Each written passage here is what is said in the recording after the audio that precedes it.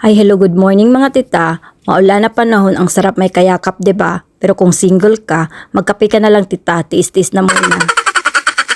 So, ang lulutuin natin ngayon mga tita is bibimba. Ay nako, sobrang sarap nito mga tita. Makakalimutan mong may asawa ka, ganern. Dito sa Japan mga tita, may vegetable pack na pambibimba. Kaya madali lang talaga siya. Tapos kailangan mo ng minced pork, kailangan mo ng kimchi, tapos kailangan mo ng roasted garlic. Kung wala kang roasted garlic, mag-roast ka ng sarili mo. Tapos gochujang mga tita. Tapos cucumber. Tapos kailangan mo din ng itlog para sa pantoppings mo mga tita para mas lalong sumarap siya. So yan na yung mga ricados mo, naiipon na natin siya. So sisimulan na natin ang pagluluto mga tita. So ang pinakauna kong ginagawa mga tita is niluluto ko muna yung minced pork. Oo, sinosute ko lang siya mga tita. So kung magrereklamo na naman kayo sa pronunciation ko, bahala na kayo kasi nga paulit-ulit, 'di ba? Bisaya nga ako. Saute. Oh, 'di ba? Bahala na kayo. Saute ba yan? Saute. Oh, bahala na kayo. So susute lang natin yung minced pork natin mga tita.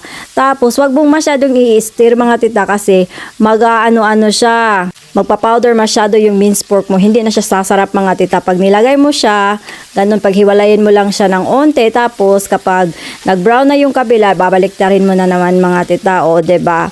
Light lang yung pag-i-stir mo mga tita. Tapos kapag nag-brown na siya, lalagyan mo lang siya ng roasted garlic. Tapos lalagyan mo lang siya ng toyo mga tita. Ay, soy sauce pala mga tita. Tapos imimix mo lang siya. Tapos alam mo mga tita, hindi natin siya masyadong nilalagyan ng lasa kasi nga pambibimba siya, o 'di ba? Pero lalagyan natin siya ng betchin mga tita para mas lalo pa siyang sumarap, 'di ba? Sabi nila masama daw ang betchin sa katawan mga tita, pero kahit hindi ka magbe-betchin mga tita, susunduin at susundiin ka ni kamatayan, ganon. So kapag feel mo naluto na yung minced pork mo mga tita, tanggalin mo na yung mga excess oil niya mga tita. Dati, itong excess oil niya, medyo masarap kasi ito mga tita, kaya ginagamit-gamit ko siya. Pero, nung nagpa-doktor kami, sabi sa amin mga tita na mataas daw yung cholesterol namin, kaya ang ginagamit namin is vegetable oil na mga tita.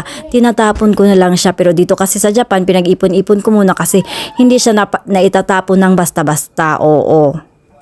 So yung mo mga tita, yung luto mo ng minced pork, ilagay mo siya sa magandang lagayan para mamaya kapag nag-prepare ka na sa pagkain mo, madali na lang yung mga gawain mo, 'di ba mga tita, para hindi kalat-kalat yung paligid mo, ganon.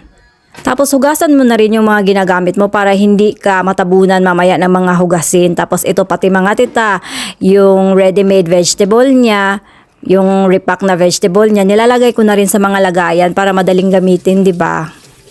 So, ang bibimba ko mga tita is nilalagyan ko ng cucumber kasi medyo masarap siya at healthy pa.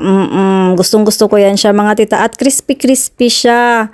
So, hiwain mo lang siya ng pagganito mga tita. Ang tawag dyan is julienne fine. Now you know, may natutunan ka, diba? Kalain mo yon.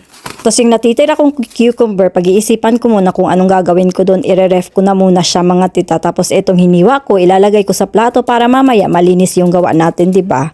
So ayan na mga tita, iinitin ko yung pangbibimba niya, yung bowl na parang ginagamit sa mga nakikita ko sa mga restaurant, mga ganon, yung parang iniinit siya. Hindi ko alam kung ito ba talaga yun actually or iba ba yung ginagamit niya. Basta nakita ko lang to sa store, tapos binili ko siya kasi parang ganon yung itsura. Tapos nilalagyan ko siya ng sesame oil mga tita para sumarap siya. Tapos dito naman sa kabila, magluluto ako ng itlog mga tita. Tapos ang pointers dito mga tita, tingnan mo yung itlog ko mga tita ha.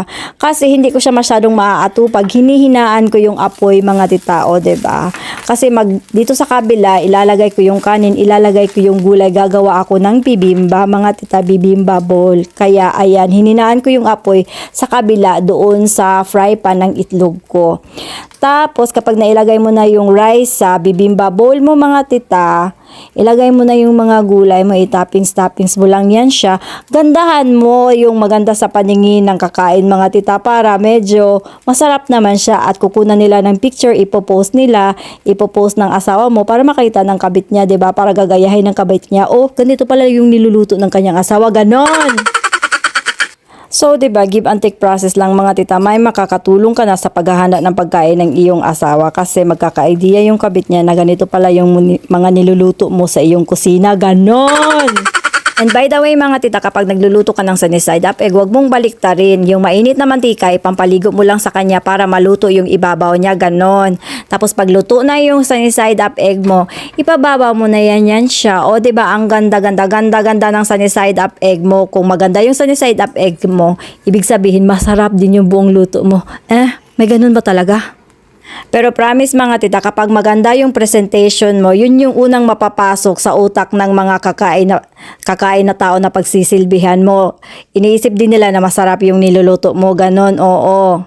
So, syempre, hindi buo yung bibimba natin kapag hindi natin nilagyan ng kutsu dyan, mga tita. Tapos, mekos-mekos mo lang yan, mix-mix mo lang yan siya dyan. O, diba, ang sarap-sarap na niya, mga tita.